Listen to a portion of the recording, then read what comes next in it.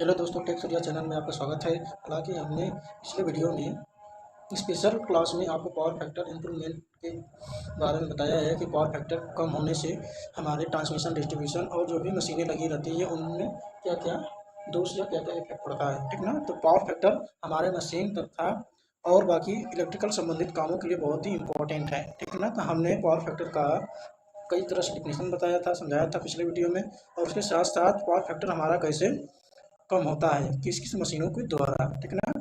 अब आगे चलते हैं, ठीक ना। आगे चलते हैं कि निम्न शक्ति गुणांक के प्रभाव से क्या क्या होता है, यानी पावर फैक्टर कम होने से हमारे सर्किट में क्या क्या या विद्युत से चलने वाली मशीनों पर क्या क्या प्रभाव पड़ता है, ठीक ना। तो पॉइंट हमारा है क्या है, पॉइंट हमारा निम्न निम्न शक्ति गुणांक का इफेक्ट या का प्रभाव, ठीक ना।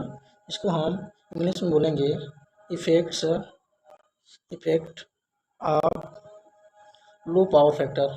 इसका मतलब ये होगा कि अगर पावर फैक्टर कम है तो हमारे किसी भी मशीन या ट्रांसमिशन लाइन या डिस्ट्रीब्यूशन लाइन पर क्या क्या इफेक्ट पड़ सकता है, ठीक ना। तो सबसे पहला पॉइंट है हमारा धारा, यानी कि पावर फैक्टर से बढ़ने या घटने से हमारा धारा पर यानी करंट पर क्या प्रभाव पड़ेगा, ठीक ना। इसको करंट बोलते हैं, ठीक है। तो जैसे ही हमारा पावर फैक्टर, ठीक ना, पावर फैक्टर क्या होता है, कम होता है, पावर फैक्टर कम होता है, वैसे ही वैसे ही वैसे ही वैसे ही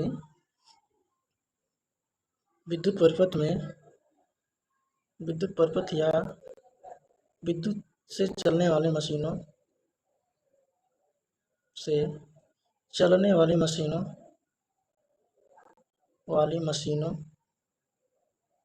में धारा बढ़ जाता है। जैसे इसको हम दिखा सकते हैं आई प्रोपोर्शनल टू 1 बाई काश, ठीक ना, काश। इसमें अगर पावर फैक्टर को बढ़ाएंगे तो धारा कम होगा, लेकिन हम धारा को जैसे ही बढ़ाते हैं तो पावर फैक्टर हमारा क्या होगा, कम हो जाएगा, ठीक ना। तो इसी तरह से हमारे मशीन में क्या होता है, लॉसेस कम बढ़ जाता है, ठीक ना। आगे चलते हैं, दूसरे नंबर पे हमारा आता है केवीए केवीए सॉरी यानी कि एक्टिव पावर पर क्या प्रभाव हमारा पड़ता है, ठीक ना, ठीक है। तो जैसे क्या होता है कि हमारा केवीए क्या होता है कि पावर फैक्टर पर ये भी क्या होता है, डिपेंड करता है, ठीक ना। लेकिन किस रूप में डिपेंड करता है कि जैसे जैसे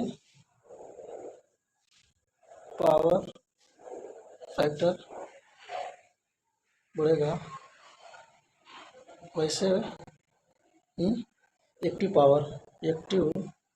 पावर भी क्या होता है, बढ़ता है, ठीक ना। तो इसका हमारा संबंध क्या हो जाएगा, के डब्ल्यू इक्वल टू के वी ए कास फाई, ठीक ना। के वी ए कास फाई ये हमारा क्या होता है, एक्टिव पावर का फार्मूला होता है वाट। लेकिन इसमें जो के वी ए दे रखा है इसको बोलते हैं अपेरियन पावर, आभासी शक्ति, ठीक ना। जब हमारा क्या होता है कि पावर फैक्टर बढ़ता है तो उसमें हमारा क्या होता है कि पावर भी बढ़ता है। तीसरा नंबर पर पॉइंट हमारा है के वी पर क्या प्रभाव पड़ेगा, ठीक ना। के पे हमारा क्या प्रभाव पड़ सकता है अगर पावर फैक्टर कम होगा। तो जैसे हमारा ट्रांसफार्मर होता है, ट्रांसफार्मर में भी क्या होता है, मैग्नेटाइजिंग करंट ज़्यादा होता है, जिसके कारण पावर फैक्टर हमारा क्या हो जाता है, घट जाता है, ठीक ना। तो उसका रेटिंग हम केवीए में लेते हैं, किस में लेते हैं, केवीए में इसलिए लेते हैं कि ट्रांसफार्मर पर जो लोड होता है उसके अनुसार हमारा पावर फैक्टर क्या होता है, उसके अनुसार बदलता रहता है, ठीक ना। मान लीजिए रेजिस्टिव लोड रहेगा तो यूनिटी, कैपेसिटिव रहेगा तो लीडिंग, अगर इंडक्टिव रहेगा तो लैगिंग, ठीक ना। लेकिन ऑलरेडी उसका लोड होता है कौन सा, इंडक्टिव ही होता है, ठीक ना। लेकिन उसका जो रेटिंग होता है वो बाई लोड पर ही डिपेंड करता है, ठीक ना। इसलिए ट्रांसफार्मर रेटिंग केवीए में ही लिया जाता है, ठीक है। तो आगे चलते हैं, ठीक ना। इसको यहीं से रेशियो निकालेंगे तो इसमें क्या होता है कि power factor power power factor, ठीक ना, कि भी क्या होता है, बीज को अनुपाती होता है किसके, यानी कि आभासी शक्ति यानी पावर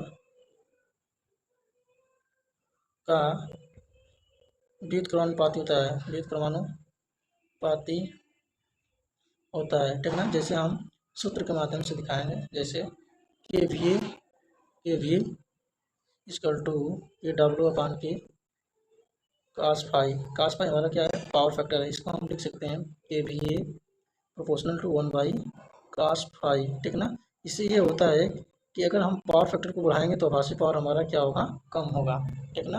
अगर हमारा के वी पावर बढ़ता है तो कास फाई का मान कम होगा, ठीक ना। तो इससे क्या होता है कि हमारे जितने भी मशीन होती हैं उस पर बहुत इसका इफेक्ट पड़ता है, ठीक ना। तो अब आते हैं किसी मशीन की दक्षता की, पावर फैक्टर से दक्षता पर क्या प्रभाव पड़ता है, ठीक ना। पावर फैक्टर बढ़ जाता है किसमें, किसी मशीन में बढ़ जाता है, किसी मशीन में तो किसी मशीन में तो धारा का मान कम हो जाता है, जिससे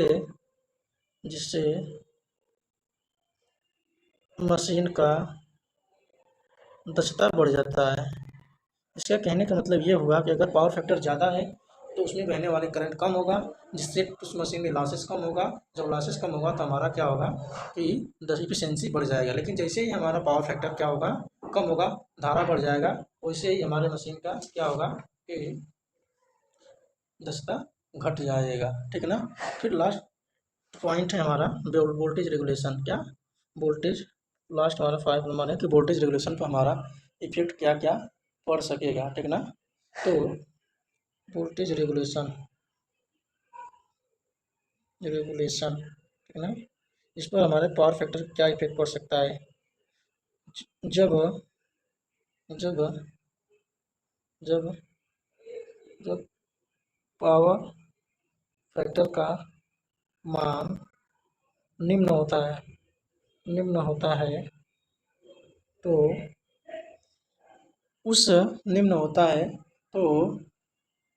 इसके कारण निम्न होता है तो मशीन में वोल्टेज ड्रॉप बढ़ जाता है, वोल्टेज ड्रॉप